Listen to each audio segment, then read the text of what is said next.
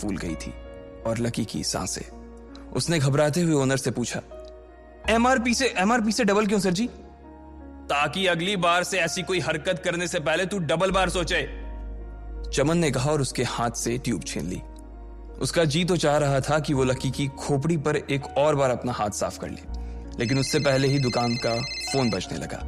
Phone की घंटी बजते ही लकी को वहां से निकलने का मौका मिल गया और वो भागते हुए फोन उठाने के लिए चला गया। हेलो जी, करोल बाग के बेस्ट मेडिकल चमन मेडिकल स्टोर से बोल रहा हूं, बताइए क्या काम था? ये लकी की पेटेंट लाइन थी। चाहे कहीं से भी फोन आए, लेकिन उसे फोन पर बस यही बोलना था। जैसे ही इधर लकी ने अपनी बात कही, उधर से जवाब आया, मैं ब्लूमिंग नाइट होटल के कमरा नंबर 303 से बात कर रहा हूँ। एक छोटा सा ऑर्डर है, नोट करो और जल्दी से होटल पर डिलीवर करवा दो। वो एक लड़के की आवाज थी। उसकी आवाज में काफी भारीपन और एक अजीब सी जल्दबाजी थी।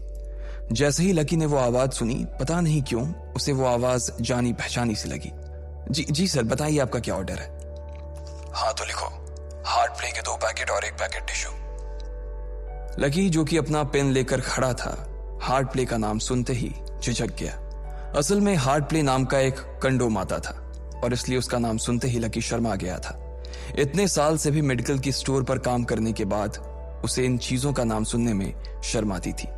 हेलो भाई, लिखा कि नहीं लिखा? उस आदमी ने फिर से लकी से पूछा। जी सर, लिख लिया सर, लिख लिया। लकी ने खिसिया कर हंसते हुए कहा। लिख लिया तो फिर लेकर निकल, उस लड़के ने कहा। उसकी आवाज सुनकर ना जाने ऐसा क्यों लग रहा था कि वो बहुत बड़ा आदमी था।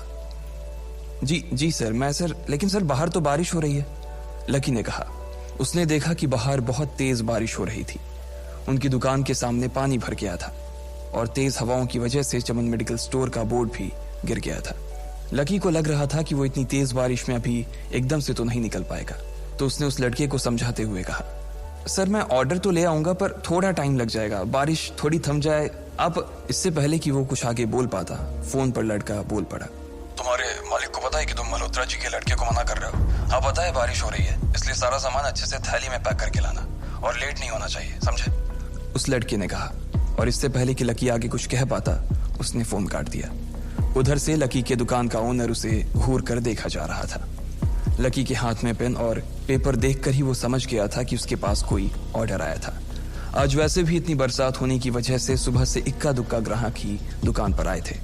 ऐसे में उसकी दुकान का मालिक एक भी ऑर्डर को छोड़ना नहीं चाहता था। वो लकी को देख रहा था और लकी बारिश की ओर देख रहा था।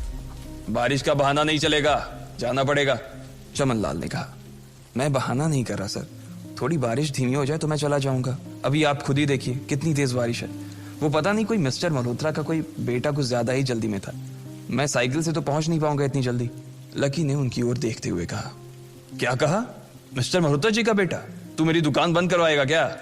अभी क्या भी निकल उनका ऑर्डर लेके, वो हमारे बहुत पुराने कस्टमर है, चमन ने कहा। पर लकी ने कहा ही था कि चमन बोला। पर कुछ नहीं, तू मेरी मोटरसाइकिल ले जा, उसने गुस्से में कहा। अरे सर जी, 200 के ऑर्डर में मुश्किल से 40 रुपए बचेंगे, इससे 3 गुने का तो पेट्रोल ही लग जाएगा, और अगर गाड़ी रास्ते में बंद हो गई तो अलग से खर्चा, लकी ने समझाते हुए कहा। वो जानता था कि उसका मालिक इन सब बातों पर ध्यान नहीं देने वाला। चमन लाल बोला, कोई बात नहीं, तू जा, चाहे जो हो जाए ग्राहक नाराज नहीं होना चाहिए, और वैसे भी वो मल्होत्रा जी का बेटा है। चमन लाल ने मोटरसाइकिल की चाबी लकी की ओर उछालते हुए कहा। लकी ने चाबी ली। उसे देखकर उसके अंदर मिक्स फीलिंग आ गई। एक तो वो बहुत खुश हुआ कि बड़े दिनों बाद बाइक चलाने को मिलेगी, पर वहीं दूसरी तरफ दुखी इसलिए हुआ कि बाइक मिली भी तो ऐसी तेज बारिश में, अगर खराब हो गई तो इसकी चपत भी उसके सिर पर ही पड़ेगी। वो मुंह लटकाकर रेनकोट और हेलमेट पहनते हुए वहां से निकल गया। बाहर आकर बाइक को देखा तो लकी ने मन में सोचा, चलो ठीक है, जो होगा देखा जाएगा, कम से कम बाइक तो चलाने को मिल रही है। दरअसल लकी इतने साल काम करने के बाद भी अपने लिए एक मोटरसाइकिल नहीं ले पाया था।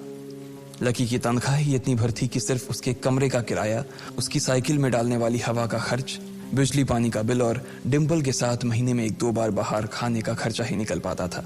उसे डिम्पल की कही बात अक्सर याद आती थी। लकी, अगर अगले 2 महीने में तूने बाइक नहीं खरीदी ना तो मैं तेरे से ब्रेकअप कर लूंगी, देखना। असल में डिम्पल को लकी के साथ बाइक पर घूमने की बड़ी तमन्ना थी। लकी की इस उजाड़ जिंदगी में एक वही तो थी जिसके लिए जिंदा रहने को उसका जी चाहता था। जब भी वो उससे बाइक की बात करती तो लकी डिम्पल की इस बात को हंसकर टाल देता था। वो अपने मन में इस बात को अच्छे से जानता था कि डिम्पल उससे बहुत प्यार करती थी और वो उससे कभी छोड़ कर नहीं जा सकती थी। वो दोनों एक दूसरे में ऐसे घुले मिले थे जैसे बादल बरसात में घुल जाती है। लकी को डिम्पल बहुत पसंद थी और वो उसके लिए दुनिया जहां की खुशियां खरीद कर ला देना चाहता था। वो चाहता था कि एक दिन वो डिम्पल को प्लेन में बैठाए, लेकिन उसके ये सब ख्वाब इस कम तनख्वाह की नौकरी की वजह से कभी पूरे नहीं होने वाले थे। पर आज उसके पास एक मौका था। वो डिम्पल को अपने साथ इस बारिश में राजपथ घुमाना चाहता था। वो उसे दिल्ली दिखाना चाहता था। चमनलाल को देने के लिए उसने पहले से ही बहाना सोच रखा था। बस जल्दी से वो ये डिलीवरी देकर सीधे डिम्पल के पास ही जाने वाला था। उसने होटल ब्लूमिंग नाइट के बाहर मोटर बाइक पार्क की और सीधे होटल के अंदर चला गया। लकी ने रिसेप्शन पर पहुंचकर नमस्ते करते हुए रिसेप्शनिस्ट को बोला, जी मैं चमन मेडिकल स्टोर से आया हूं, रूम नंबर 303 का ऑर्डर था सर। रिसेप्शन पर खड़ा आदमी उसके हाथ में काली थैली को देखकर समझ गया था कि उसमें क्या था और वो मंद ही मंद मुस्कुराते हुए बोला, 3rd फ्लोर पर है, लिफ्ट से चले जाओ, रेनकोट यहीं उतार देना। जैसा उस आदमी ने कहा लकी ने ठीक वैसा ही किया और लिफ्ट में चढ़ने के कुछ ही देर बाद वो 3रे माले पर पहुंच गया था। वो रूम नंबर 303 के बाहर पहुंचा और उसने डोरबेल बजाई। जैसे ही दरवाजा खुला लकी ने थैली आगे बढ़ाते हुए कहा, नमस्ते, मैं चमन मेडिकल स्टोर से लकी, ये आपका। इससे पहले कि लकी आगे कुछ कह पाता उसकी आंखें फटी की फटी रह गई थी। उसने अपने सामने जो देखा उसके बाद उसे ऐसा लगा कि बंद छत के नीचे भी उसके ऊपर आसमान से आकर एक जोरदार बिजली गिर गई थी। उसके सामने एक लड़की खड़ी थी। वो लड़की और कोई नहीं बल्कि उसकी गर्लफ्रेंड डिम्पल ही थी। उसने एक पर्पल कलर का नाइट गाउन पहन रखा था। उसके काले घने बाल गीले थे और उसने उन्हें अपने कंधे पर फैला रखा था। उसकी खुशबू से ही ये चीज साफ पता चल रही थी कि वो अभी अभी नहा कर आई थी। डिम्पल, तुम यहाँ क्या कर रही हो? लकी को अपनी आंखों पर विश्वास ही नहीं हो रहा था। उसने 2 बार अपनी पलकें झपका कर देखा, लेकिन दोनों बार ही उसे अपने सामने डिम्पल ही नजर आई। तुम यहाँ क्या मेरा पीछा करते हुए आए हो लकी? डिम्पल ने उल्टा उसी के ऊपर पलटवार करते हुए कहा। लकी को देखकर उसके दिल की धड़कन भी तेज हो गई थी। उसे उम्मीद नहीं थी कि लकी यहाँ आ जाएगा। उसने ना तो सुबह से उसे फोन किया था और ना ही उसके मैसेज का कोई जवाब दिया था। वो अपने मन में सोचकर बैठी थी कि वो अगले दिन खुद ही उससे मिलकर बोल देगी कि उसकी तबीयत खराब थी। डिम्पल बेबी, क्या हो गया? किससे बात कर रही हो? अचानक से एक गबरू जवान सा लड़का दरवाजे के पास आकर खड़ा हो गया था। उसने बनियान पहन रखी थी। लकी उसे पहचान गया था। साले राहुल के बच्चे, तेरी हिम्मत कैसे हुई मेरी डिम्पल को हाथ लगाने की? लकी ने जैसे ही राहुल को देखा उसके तन बदन में मानो आग सी लग गई थी। वो उसे इस वक्त इतना बुरा मारना चाहता था, इतना बुरा पीटना चाहता था जिसकी कोई हद सीमा नहीं थी। लकी जिस कॉलेज में पढ़ता था राहुल और डिम्पल भी उसी में पढ़ते थे और वो कॉलेज राहुल के फादर का ही था। डिम्पल ने राहुल के पिता की एक कंपनी में जॉब पकड़ ली थी और राहुल उस पर बहुत लाइन मारता था। लकी ने 1-2 बार डिम्पल को उससे दूर रहने के लिए भी कहा, लेकिन डिम्पल ने उसे ये कहकर टाल दिया था कि वो सिर्फ अच्छे दोस्त थे। आज भी इससे पहले कि वो आगे बढ़ता डिम्पल उन दोनों के बीच आ गई। रुक जाओ, डिम्पल ने गुस्से में कहा और लकी के सीने पर हाथ रखकर उसे रोक दिया। लकी लंबी सांसें ले रहा था और कुछ ही सांसों के बाद उसका गुस्सा शांत हो गया। अब डिम्पल के पास भी छुपाने के लिए कुछ नहीं था, इसलिए उसने लकी से कहा, लकी, आज से तुम्हारा और मेरा ब्रेकअप? लकी के पैरों के नीचे से जमीन खिसक गई थी। उसकी आंखें नम हो गईं। लकी को उसकी बातों पर विश्वास नहीं हो रहा था। उसने डिम्पल की ओर देखा और बोला, डिम्पल, हम पिछले 1 साल से एक दूसरे के साथ हैं और तुम हो कि मुझसे ब्रेकअप करना चाहती हो? अरे मैं तो तुम्हारे लिए नई बाइक लेने वाला था। चल रहने दे, आज ही याद आई है तुझे बाइक की। अरे तेरे पास मुझे बाहर घुमाने के लिए, खिलाने पिलाने के लिए पैसे तो है नहीं। तू कहां से लेगा बाइक? और अगर ले भी लेगा तो उसमें पेट्रोल कहां से डलवाएगा? तेरी 8,000 रुपए महीने की नौकरी, उसमें होगा ये सब? लोग हंसते हैं मेरे ऊपर जब मैं सरोजनी में तेरे साथ घूमती हूँ। मैं ऐसी लाइफ नहीं जीना चाहती लकी। मैं तेरी तरह गरीब नहीं रहना चाहती। तूने मुझे फंसाया था, उल्लू बनाया था तूने मुझे, इसलिए मैंने राहुल से मैचअप कर लिया है। आज से यही मेरा बॉयफ्रेंड है। डिम्पल ने गुस्से में कहा। अच्छा, तो बेबी ये है तुम्हारा वो बेकार सा एक्स बॉयफ्रेंड? राहुल ने पूछा और डिम्पल के बगल में आकर खड़ा हो गया। फिर उसने लकी के हाथ से थैली उठाई और उसमें से हार्ड प्ले का पैकेट निकालकर उसे चिढ़ाने के लिए उसे हवा में लहराने लगा। बाप रे, इससे बदकिस्मत इंसान इस दुनिया में और कौन होगा? राहुल ने उसकी टांग खींचते हुए कहा। लकी के पास उसकी बात का कोई जवाब नहीं था। उसने गुस्से से डिम्पल की ओर देखा और अपनी हाथों की मुट्ठी भींच ली। फिर वो वहां से निकल गया। अबे पैसे तो ले जा, सब कुछ फ्री में देता जाएगा क्या? राहुल ने जोर से ठहाके लगाते हुए कहा, लेकिन लकी बिना उसकी बात सुनते ही निकल गया। उसके दिमाग में डिंपल के कहे शब्द गूंज रहे थे। उसने कभी सपने में नहीं सोचा था कि डिंपल उसके साथ कुछ ऐसा भी कर सकती थी। जिस इंसान के लिए वो इतना कुछ करना चाह रहा था, उसे उसकी कोई कदर ही नहीं थी। लकी इतना हताश हो गया था कि बुरी तरह से रोने लगा। इस बार वो लिफ्ट से नहीं बल्कि सीढ़ियों से नीचे उतरा और एक ही एक सीढ़ी उतरने के साथ उसके आंसू आंखों से छलकते जा रहे थे। जब उसकी आवाज सुनकर कुछ लोग अपने कमरे से बाहर आए तो लकी ने तुरंत अपने आंसू पोंछे और तेजी से वहां से भाग गया।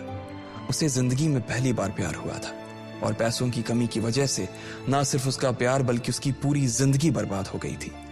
लकी जैसे ही बाहर आया तो उसने देखा कि बाहर अंधेरा हो गया था।